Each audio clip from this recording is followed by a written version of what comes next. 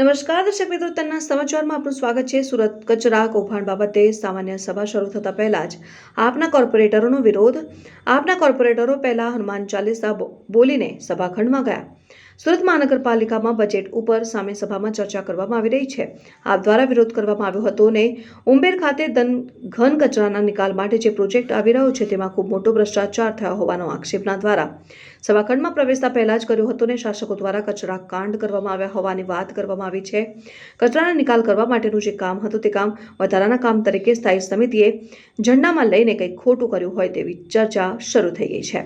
કચરા નિકાલ કરનાર એજન્સીને લાભ બતાવવા માટે આ ખેલ ખેલવામાં આવ્યો હોવાનું જણાવી રહ્યું છે।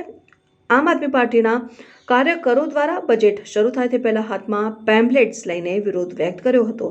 આપના કોર્પોરેટર દ્વારા પઠન કરવામાં આવ્યું હતું। બજેટ પહેલા શરૂ થયેલ વિરોધને કારણે આખી ચર્ચામાં પણ સામસામે આક્ષેપ પ્રત્યે આક્ષેપો થાય તેવું જણાવ્યું હતું ને સિક્યુરિટી દ્વારા આપના કર્તા દ્વારા જે પેમ્પલેટ લઈને આવ્યા હતા તે લઈને લેવામાં આવ્યા હતા અને ત્યારબાદ સામાન્ય સભાખંડમાં પ્રવેશ કરવા દેવામાં આવ્યા હતા।